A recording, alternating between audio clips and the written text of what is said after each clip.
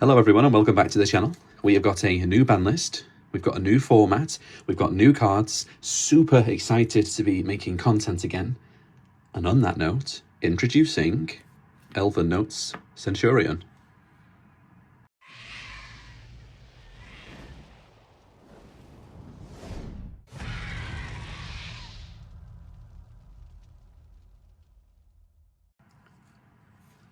So Elfnotes, or Elfnotes as it's been localized as in the TCG, is the next installation of the Medius lore, Medius archetype. It's all about synchro summoning, and they have a fun little gimmick which is all about special summoning themselves to the central monster zone and then switching themselves around during the opponent's turn, which is supposed to represent like a show or dancing. Cute little gimmick, to be honest, to get further effects during your opponent's turn.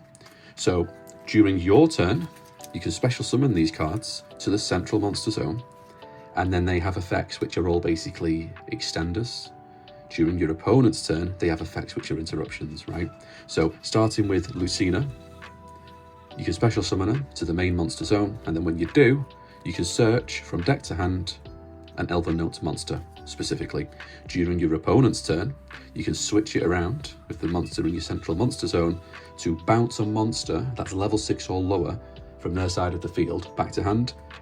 Pretty relevant interruption, I'd say. I think, yeah, definitely has applications in the current format. By no means a bad effect. We've then got, in my mind, the actual best main deck monster in the deck for now. Blazing Dominion changes that when we get Elfnote Regina, but for now, I think this is actually the best main deck monster, and I will explain why later. Specials, it summons itself to the main monster zone, central monster zone. They all do this, right? But then you can specifically place an Elfnote spell face up. The reason that's so good for me is because it can't be ashed, it doesn't play into Droll, and when you do that with the trap, which is what Fortuna does, right? You can activate it then that turn, which is pretty good actually. I think it's definitely a step in the right direction. So many traps are just kind of useless when they bring archetypal support in the form of a trap. But because you place it face up, you get to use it turn 1. So yeah, much better, I'd say. During your opponent's turn, you do the old switcheroo. Yep, the gimmick they've all got. Probably understanding this by now. And when you do, you can banish a card at random from their hand, and they get it back during the end phase. And then finally, we've got Elfnote Fortuna. Same kind of idea. Special summons itself to the main monster zone. Place a trap face up from your deck. Again, can't be ashed, can't be drolled. You're placing it face up and using it this turn, which again, I think is actually quite nice, to be honest. A step in the right direction as far as continuous trap type support is concerned. That's archetype specific. During your opponent's turn, switch it around with the monster in the middle, and then you can bounce a spell or trap back to your opponent's hand. I think this is probably less relevant for now than the other two, but it does have application against K9. Case for K9 is a hard once per turn. If they activate it, you chain this. Because it's a continuous spell, it won't resolve, because it needs to still be on field at the point of resolution in order to resolve. So you bounce it back into the hand, they can't activate it again. Realistically though, I think this is probably the worst of the effects that's during their turn. Now bear in mind, all 3 monsters, while they have effects on your turn, they're not trigger effects, so they are vulnerable to spot removal. And then the other effects, so rather than the extension effects that they have, the interruption effects that they have are all specifically during your opponent's turn only. That is something to bear in mind. The power patron of the deck is Elfnote Power Patron, which I will just call the Peacock from now on for obvious reasons. If this is used as part of a synchro summon, you get to search any Elfnote card, not monster, any Elfnote card when it hits the graveyard. Not only that, it has level modulation as well. You can change the monster in the central monster zone, the ongoing gimmick of the deck, and you can make it have an additional 3 levels. Very relevant for some of the combo lines I'm going to show you. The spells / traps that I like to use in this deck, you've got Elfnote Welcome Home.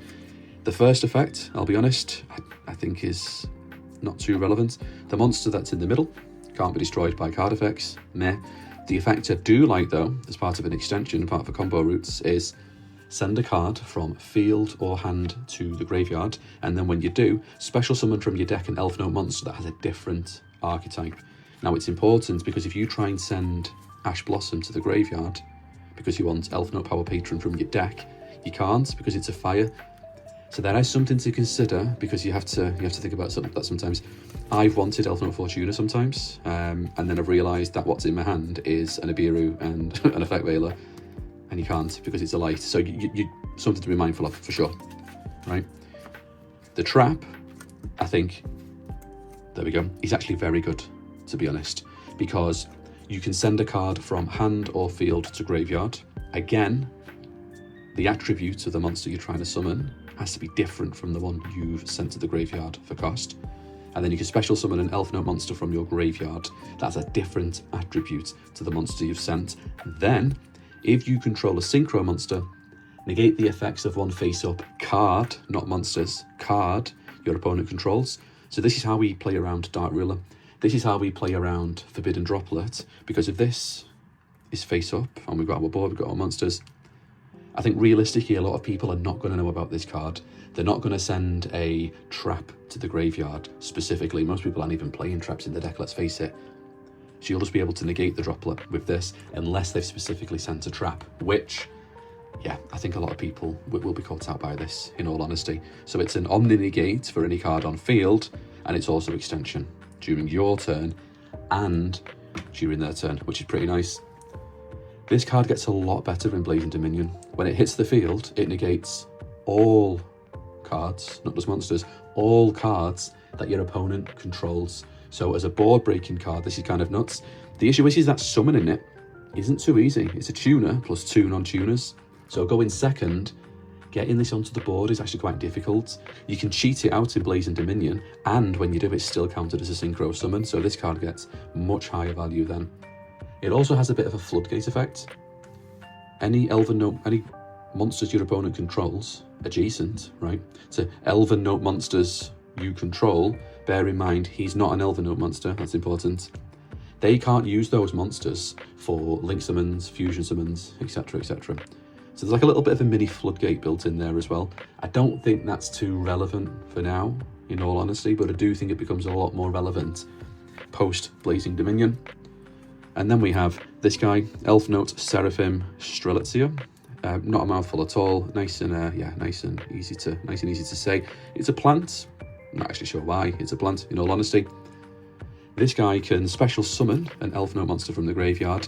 It also has level modulation as well, because it can reduce all monsters on the field. It can reduce their levels by 3. That includes your opponent's monsters as well. So this can have application in certain matchups, particularly at the minute Vanquish Soul K9, because you can stop them being able to get access to K9 Ripper. Again, you know, it's probably not amazing for now.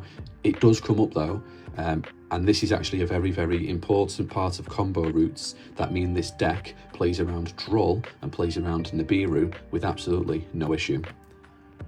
What I would say about this deck is that it's definitely a hand trap deck rather than a board breaker deck. Quite specifically, a hand trap deck rather than a board breaker deck.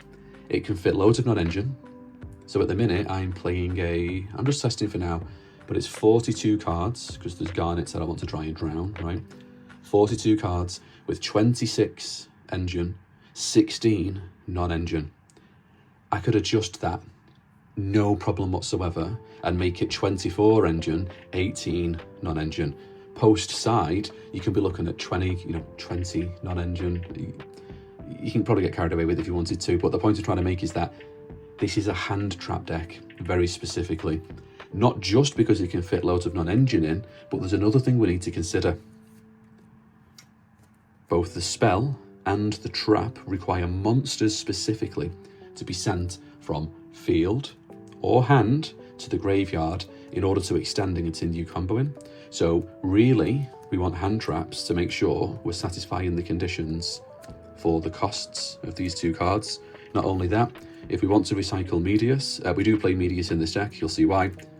You need to shuffle a monster, again specifically a monster, from hand or field back into your deck. You'll see from the combo lines I'm about to show you as well, this deck draws stupid amounts of cards. So not only are we building a full board with multiple negates, as we pass to our opponent, there's a world in which we're sat there with 6 hand traps in our hand. So they're trying to play through our board and 4, 5, 6 hand traps. Anyway, that's enough yapping for now. Let me show you why I picked Centur-ion specifically to pair with this deck and what it enables.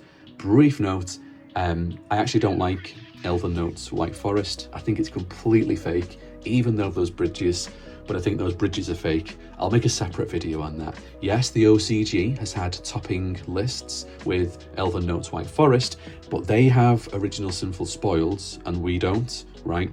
And that's well, that's quite important, to be honest. It makes all the difference. The card is absolutely broken.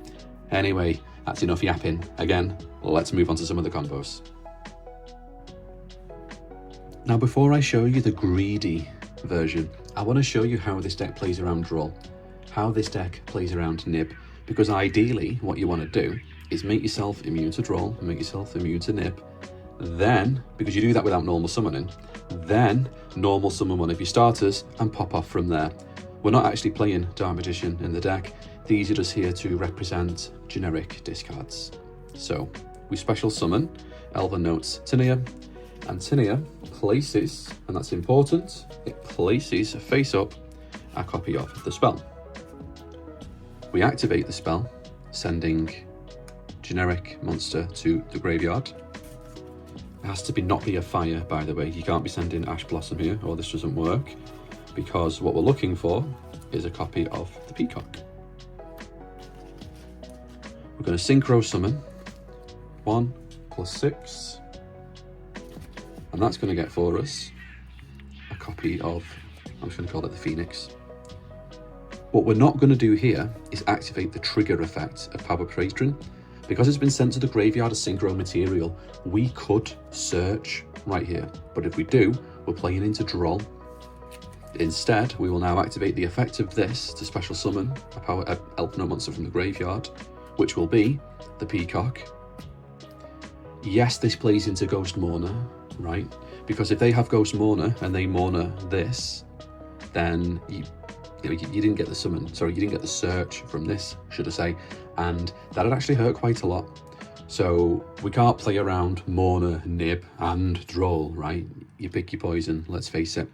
So luckily for us, they don't have Ghost Mourner because we're really good at the game. Instead, they had Droll. So we special summon this back from the graveyard, and now 7 + 1 for summon number 5. We're going to go into Clear Wing Synchro Dragon. Sorry, Crystal Wing Synchro Dragon. Now we will activate the trigger effect with Power Patron, and then we'll look for an Elfnote card. We'll get Lucina, and now if they try and Droll us, obviously, well, it's tough, basically. What's important to note is we've done all this without our normal summon. So the ideal is we draw in our opening hand a way to make Crystal Wing Synchro Dragon, right? We want to get to this guy so we can't be Drolled, then normal summon one of our starters and go absolutely nuts from there. So this is the safe version, right? Let me show you what getting carried away looks like. So you've seen how we make this deck quite safe, right? Let me show you how we get really carried away and just do something a bit silly. This is for when we're against Radiant Typhoon, which is a board breaker deck, and I think that's quite important as well, right? One of the most popular decks of the current format runs no hand traps, so it's really important that we know how to effectively FTK people with a single card if we're given the opportunity to do so. So we start by normal summoning Medius the Pure, trigger effect to special summon the Peacock from our deck. We synchro 5, and that gets us a copy of TG Hyper-Liberian, which, if you don't know, every time you synchro summon, or every time anybody synchro summons, actually, more specifically, mandatory effect, so you can't miss timing, draw a card. The Peacock trigger effect on being sent to the graveyard is going to get for us a copy of Centur-ion, which we will add to hand. We special summon to the central monster zone, of course, and then we will activate its effect to get for us a copy of Elfnotes Welcome Home. We're going to activate the effect of Elfnotes Welcome Home, sending a generic card to the graveyard, and we will use that to get for us a copy of Elfnotes Fortuna. Activate the effect of Fortuna, and that will get for us a copy of the trap, Rhapsodia of Madness, which we will place again face up, so we can use it this turn. It's a little bit specific what we have to do here now, so just make sure we're paying attention. We want to bring Medius back to the field. We're going to do that by shuffling Fortuna, specifically Fortuna, back into the deck. The reason we do that is because we want to summon this back to the field during their turn, because this is an interruption during their turn.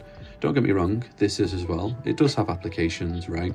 Draco Tail, returning their spells back to the hand, but, you know, why would you? What would it do? K9, I think case for K9 being the main one. So we're going to shuffle this back into the deck rather than this. We will then use the effect of the trap, sending this to the graveyard to summon the Peacock back to the field, in the main zone specifically. We're going to activate its effect, making it now level 4, and then we're going to do 4 plus 4. And we're going to get ourselves a copy of Centur-ion, Primera Primus. This does now get banished, don't forget. So, mandatory effect, Chainlink 1, Chainlink 2. So Chainlink 2, we're going to search for a copy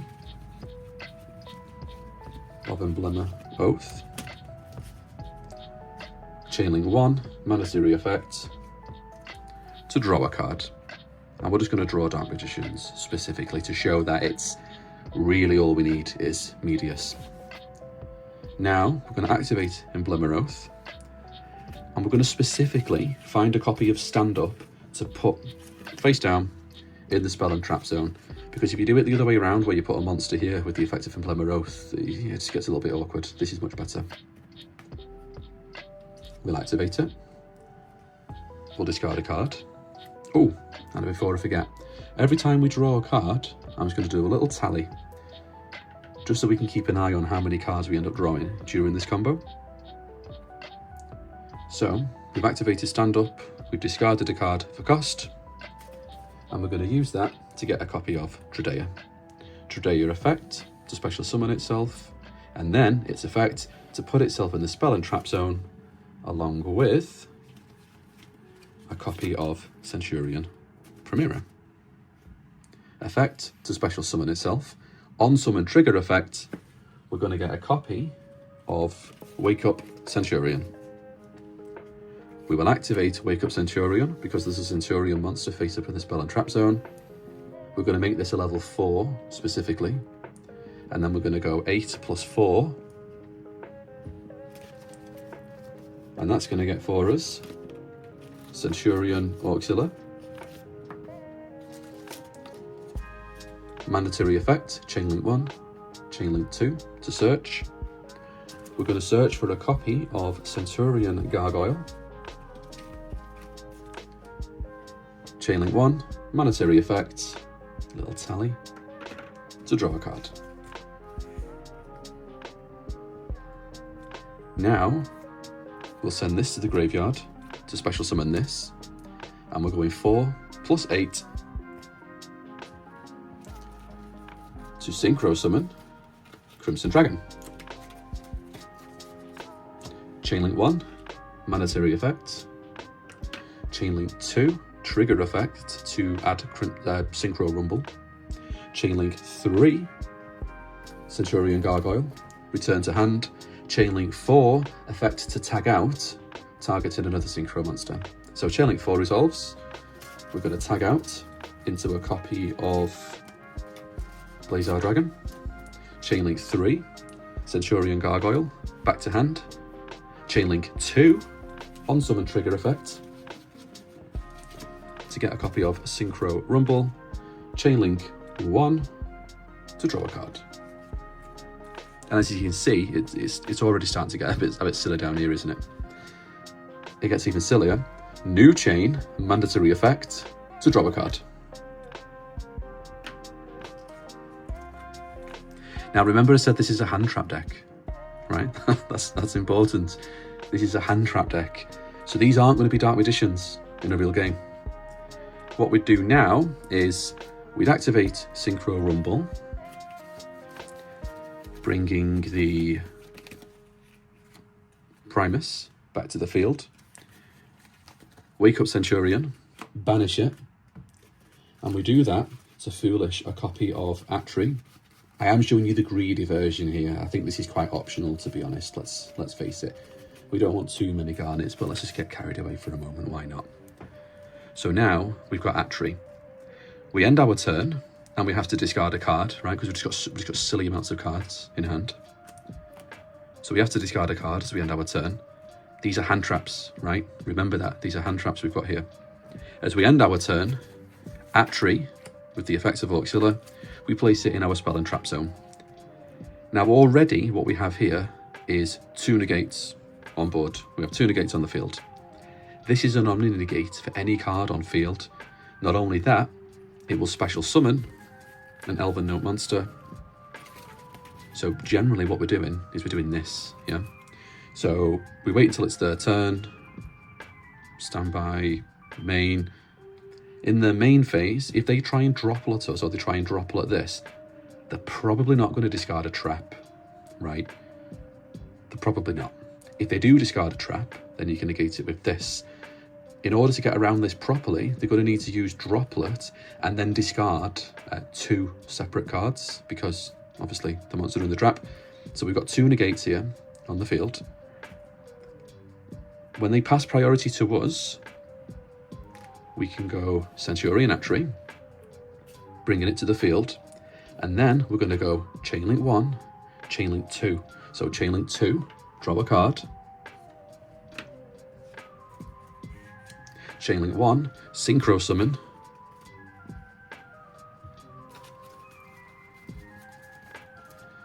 Crimson Dragon, mandatory effect. Chainlink 1 to draw a card. Chainlink 2, tag itself out. Now we've got options here. You can go for another Cosmic Blazar Dragon. You can go for Stardust Cipher Divine Dragon, which has got a monster negate as well as destruction protection. We can also go for Red Supernova Dragon to nuke their entire board when they try and activate a monster effect. And then, obviously, new chain, mandatory effect to draw a card. So we've drawn 7 cards. Like, this is just stupid, right? This is actually stupid. We've drawn 7 cards, and this is a hand trap deck. So even though the board itself might not necessarily look like there's loads going on, but we do have a negate. We've got a second negate. We've got a board wipe or an additional negate, if that's how we're feeling. When we use this, we're bringing back the Tinia from the grave. We're swapping around, we're ripping a card from their hand. So assuming they either didn't open any hand traps, or we baited out their hand traps, then did all this anyway, or we're against a board breaker type deck. They've got 5 cards in hand, right? And you've got 1, 2, 3 negates, potentially, or 2 negates and a board wipe. They've only got 5 cards in hand. Look at your hand though. And this is a hand trap deck. So when we talk about layered boards, we've got an interaction in the spell and trap zone, we've got interactions on the field, and then we've got all this in the hand that they can't actually be interacting with. So this is like the basic version of the combo. Let me show you something else we can do. So we've just showed you how we turn 1 card into draw 7 and 3 negates and a hand rip. And that's not even the most unfair thing this deck can do, right? This is your actually FTK Radiant Typhoon combo. Again, all we need is a Medius or Diviner of the Herald, actually, we'll come to that later, and discards. So we normal summon Medius. Now, this is quite similar to the last combo for a good while, but there are some differences, so we're going to speedrun it for now, slow things down where the changes need to be made. So 4+1. 4+1, of course, gets us the Librarian. Trigger effect of the Peacock Engrave is going to get us a copy of Tinia. effects in here, special summons itself. That gets a copy of the spell, Welcome Home, Face Up. Activate the effect, pitch in Dark Magician, and we're going to do that to get us a copy of Fortuna effect, to get us a copy of the trap. Now we are going to do things a little bit differently here because we specifically need to leave a level 6 on field until later in the combo. So what we're going to do is put this back into the deck to bring out Medius. Then this we will pitch from hand specifically with the trap, not the on-field monster this time, to bring back the Peacock, putting it in the central zone specifically. It could also be Medius in the central zone, doesn't really matter which way. And then we're going to level modulate for level 8 synchro. And we're going to go for, like last time, Primera Primus. Chain link 1, chain link 2. Yep. So all quite similar to last time again now. There is that brief difference though where we leave this on field until later. So chain link 2 resolves, chain link 1. We activate Emblema Oath. Again, specifically put in Stand Up Centurion, face down, flip it over, pitch a card, and we do that to get Trudeia effect, Trudeia effect again, put itself in the spell and trap zone, fetching Primera effect, Wake Up Centurion, activate Wake Up Centurion, making itself level 4, 8 plus 4. For a copy of Auxilla, chain link 1, chain link 2, and we're going to get a copy of the Gargoyle, and then we're going to draw a card, special summon the Gargoyle, sending Trudeia to the graveyard, and then we synchro summon 4 plus 8 for a copy of Crimson Dragon. That's chain link 1, chain link 2 to fetch Synchro Rumble, chain link 3 to add to hand, chain link 4 to tag itself out.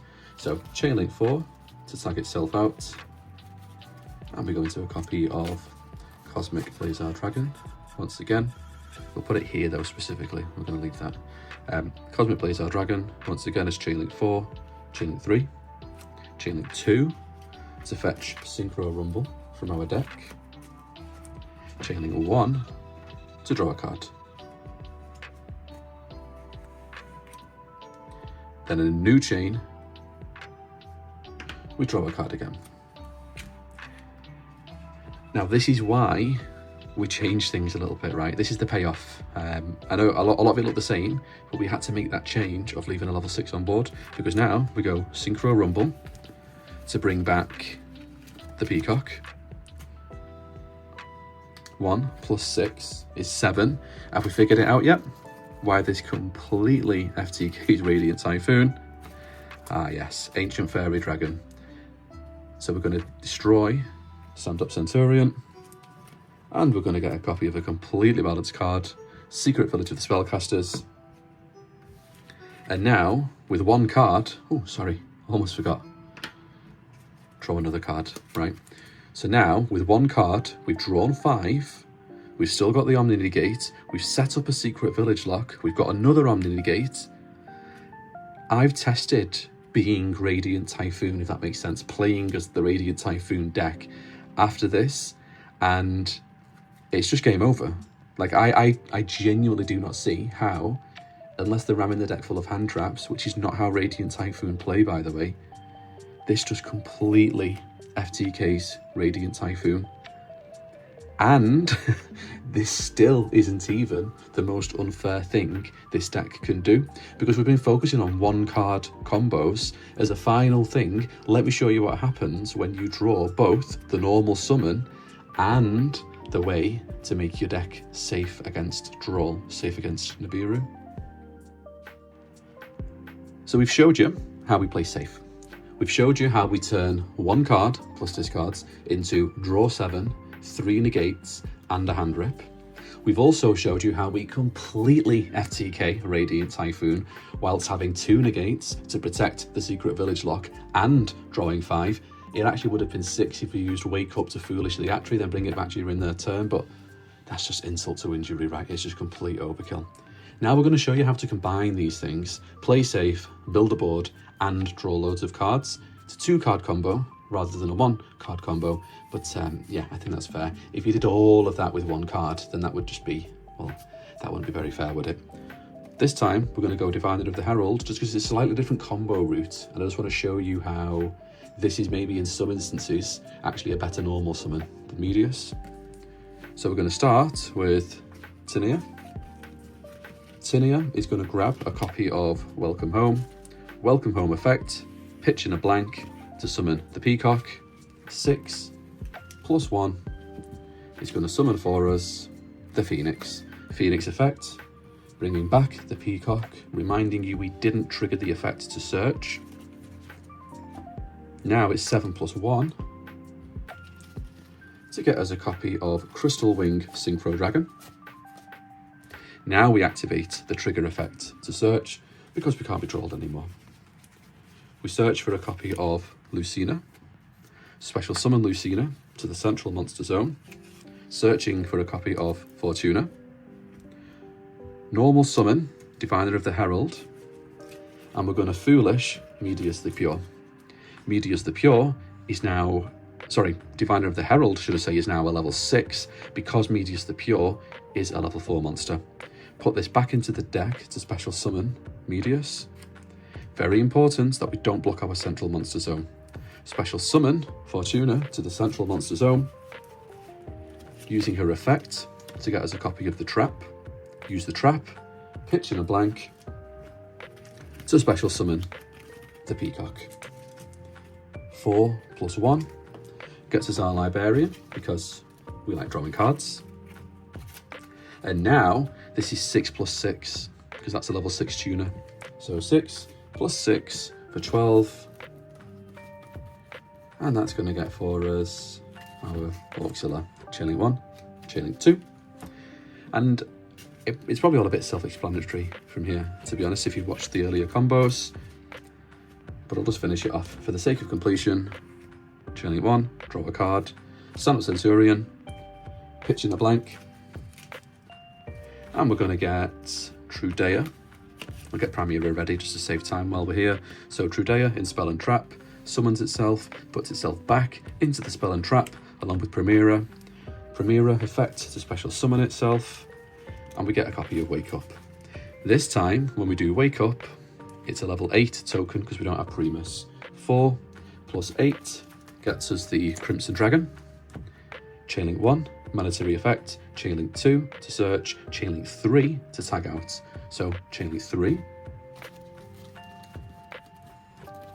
Getting us a Cosmic Blazar Dragon. Chailing 2. Synchro Rumble. Chailing 3 to draw a card. New Chain. Draw a card. Use Wake Up to Foolish Atri.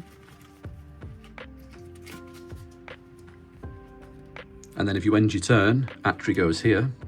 During their turn, Trudea plus Atri, right? Makes itself a level 8 because of its effect. Elfnotes Centur-ion. So you'd draw a card again from Atri.